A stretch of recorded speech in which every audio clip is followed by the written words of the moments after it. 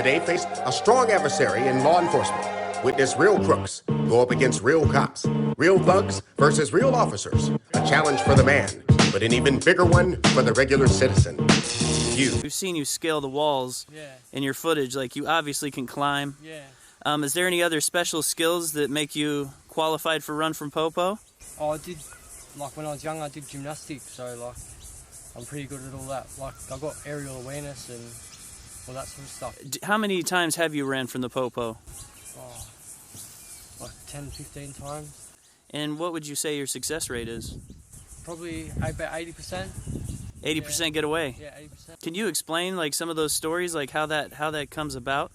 Oh, it was like a lot of them was like graffiti, like running away from coppers with graffiti and like getting into the bush and like just getting away from civilization sort of thing, you know what I mean? Like, and then it was just like long missions through the bush and getting someone to pick me up, you know what I mean? Like, you ever been attacked by any animals or anything when you're on? Yeah, been attacked by possums and like kangaroos and shit, like blackberries and farmers' friends and that, you just get covered, you know what I mean? Like, no light, just wet, everything, like just come back home covered, you know? Just hit as many fences as you can, like go straight for the fences, hit as many as you can, and then just, you know what I mean, like hide, you know? What do you think about the police here, the militarization of the police? Oh, fuck the police, they're fucking dogs, you know what I mean? Fuck the system, like free all the boys, you know, like a full business. They get you, lock you up on remand. They get like an 80% success rate when they got someone on remand because they're going to plead guilty, get lesser sentence, boom, you know, like not many people stay and fight the trial, like go to trial and fight it, you know what I mean? They just rather get the time over and done with. A strange rooftop standoff. A 26-year-old suspect unwilling to surrender as he paces between rooftops of Penrith businesses around 7:30 last night.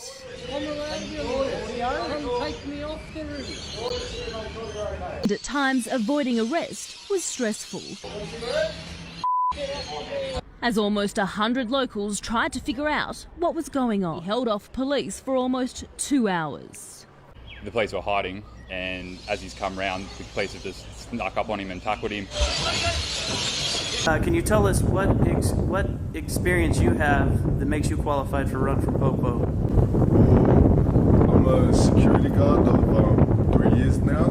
I've been working the door and inside nightclubs all around Sydney for 3 years now, but seen quite a few hectic things. You know, Sydney's a pretty crazy place, you know, full of all sorts of people. So yeah, that alone, the security, that's what I think's putting me in this competition. So I used to work on the door at a place called Manly, and for people from Sydney, you know, like you'd say the word Manly and the last thing that comes to your mind is probably like danger or police or fighting or anything, but you know, that's what I thought. That's also what I thought. But I was working on the door one night, and these bunch of boys just come past. You know, I'd seen them as well. They from the area, so like I see them. There's like a bit of tension with another group. And they're all, you know, sparks are flying, they're putting their chest out, they're talking shit to each other, like, what, you don't know, I'll do this, and I'm standing there, I think my shift, like I was midway through it, so I'm just like, oh, piss off, like, you know, I was sick of it. So I'm telling them, I'm like, oh, boys, you're not gonna do anything, so just piss off. Man, this one dude just gave me a look, like, he literally, when I said that, he looked at me and he's like, and then they sort of like, I saw something switch in his mind, and I just thought, nah, I still won't do anything, you know, I'm just trying to get through the shift, and, you know, they go off. A little bit later, they come past, like you hear group one approaching of these guys that I'd sort of seen, and they're coming, they're like, yeah, what's up now? Like, yeah, please. And then this other group comes, and they just storm over, and I get this feeling, this gut feeling, and I'm like, oh, okay. like a bit of, I was like, oh shit, it's about to kick off. And they just fucking clash, man. Like, these guys just start going at it. Like, and it was good to see because it was a group on a group, you know, it was fair. It was like 10 people on each side and they're going for it. They're just swoom, boom, boom, you know? And I had the guard with me. It's just 2 of us at the door, and this is outside the venue. Like, you go down the stairs into the actual venue, so it's pretty much out of our jurisdiction there. You know, legally, we don't have to do anything. And when I looked at him, I was like, fuck, what do we do? He's like, what are we gonna do? 10 people fighting, what do you want to do? Go stop them? And I was just like, oh, you know, so he's standing there, and I walk into the middle of it. And it's fucking crazy, man. Like, you can literally feel, like, I'm feeling people flying and punches getting thrown, and I'm just going through the middle of it like, whoa, like, this is pretty crazy. Like, you know, trying to do what I can, like, oh, nah, I gotta, you know, like, I'm not really doing much. I think I was just trying to be in the midst of it, but it starts to escalate, people start dropping off, and you start to see like, oh, now he's gone and now it's 2-on-1. Now he's gone and now they're all it's starting to come down to it, and one guy goes down and he's down, he's getting held by like 2 other people. One dude's on his legs, pumping his legs. I don't know why, it's his legs, and the other guy's got him by like the scruff of his jersey, and he's like laying it on him. And then there's the last dude, and this is the dude actually that looked at me. This is the dude when I said, nah, they're not going to do anything. He looks at me, and he lines this guy up who's on the floor getting pummeled by 2 people, and he jumps, he just does this, boom, and just goes to stomp this guy's head in. And that's the first time when I was there, and I was like, Sonny just switched to me. I was like, nah, this guy's a fuckwit. Because, you know, you can't, this guy's getting held by 2 people, and his head's on the cement, and he was about to get it. The dude got air. Like, the dude jumped up and was about to he was gonna cause damage to him. So that's when I, as a security guard, I was like, all right, that's fucked up.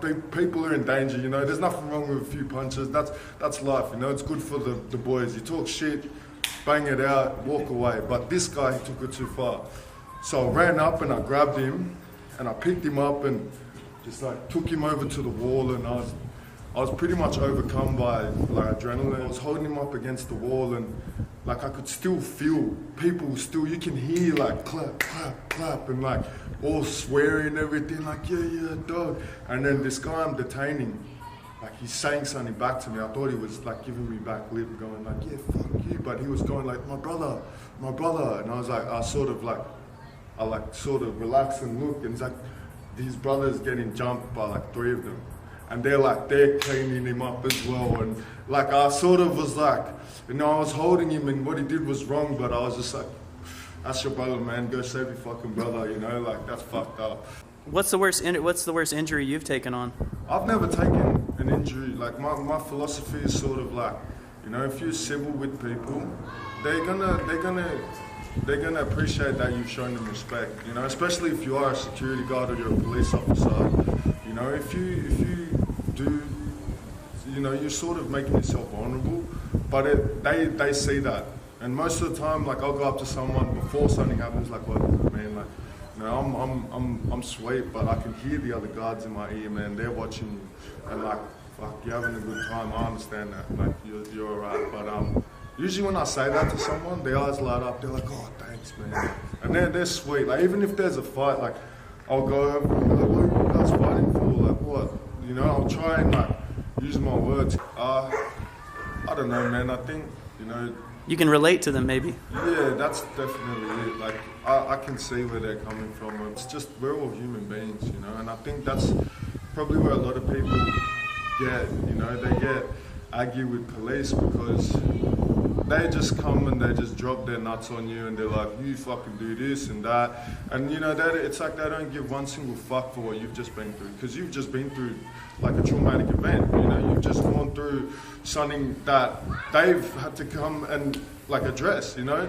So, but if you're going through that and then you're getting bombed and you're getting told, sit down, shut up, and like, no one's gonna take that realistically. And for me, like, I don't know, I just, you know, I see people, when I see someone drunk, like, I don't know what to fuck with. I'm just like, how many beers has he had? You know what I mean? And it's sick, like, but that night, everyone left. They all left. We're there like, whoa, what the fuck just happened?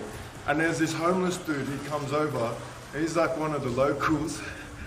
He's like, boys, he looks sick, man. He's got the long hair and like the bandana, and he's always like, yeah, you know, fucking legend, bro. He comes over and he's like playing the air guitar to us because there's rock music downstairs.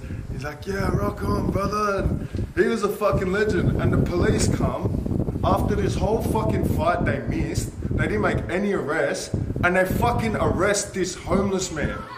And they're like, you shouldn't be here, mate, you know? And then I went over, I was like, look, he's fine, he's great, we love him. And they're like, mate, you better go back over there. And I was just like, oh, you guys are fine. Like, I don't like to carry, like, fuck the police. But that's like, if someone just does that, I'm like, fuck, that guy's a dickhead, man. Like, poor homeless dude, they just took him, locked him up, they missed everything, they missed the whole fight. And even worse, I got word from someone else later that the fight escalated and it turned from 10 verse 10 to 10 verse 20. No police did anything. You'd think that like the presence would increase. You'd think that there would be a more of a watchful eye, but no. They were literally parked up out the front of the kebab shop. Never called police for backup personally, you know, but in that situation, like, you know, I was happy I was there. And you know, when something happens, like, it is good that I feel like I'm doing the right thing. But the police are definitely necessary. And the problem is that they weren't there. And I think they weren't there, and then they came, and then they tried to flex their muscles and their fucking guns and armor and fucking weapons, and then they handcuffed this dude. And it's like, you can't help but be frustrated at that. There's nothing wrong with a little scrap. No. So are there any skills you have or martial arts skills that the runner should look aware of? You guys know about Batman. You know, he's ready. He's ready for it. Now, if you want to understand Run from Popo, we first got to learn the rules. The Australian tournament will be a bit different from the Miami and Indianapolis tournaments. The Run from Popo Australia tournament will take place in a real grocery store or a farmer's market. And unfortunately, no paintballs this time. Australia says no. The cop will only have a club. The runner gets points for the total weight of the food he gets across the safe line, and the Popo gets 10 points per club hit and or 50 points per takedown. Simple as that.